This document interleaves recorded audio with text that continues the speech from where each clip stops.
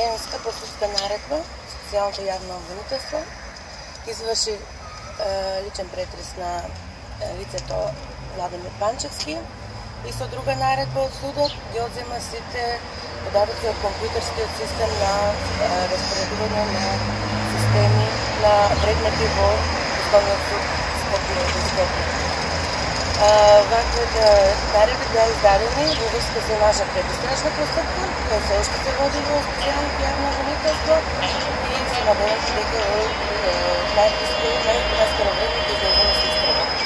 Произлегува од телефонските разговори од Реченица Божио случај ли? Не, ова е поврзан со друг предмет што произлегува со телефонските разговори, но лицата беа на оперативно следење и се поврзани со друг предистражен предмет кој го водим на специјалното јавно обвинителство, инаку се работи за кривично дело одавање службена тајна. Дали на други локации се врши претрес? Да, се врши кај информатичарите и кај лицето Владимир Панчевски во неговите семејни домови. Освен барање за поведување на кривични истраги, река баравте и затворување на нека друга? Не одиме со толку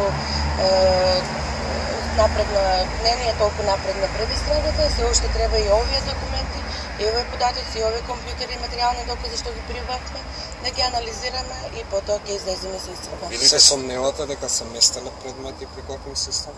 Апсолутно да. И дека се издавале податоци за други лица во јавноста или на други заинтересирани странки, службени податоци од АКМИ систем. Поврзани со вашите случаи?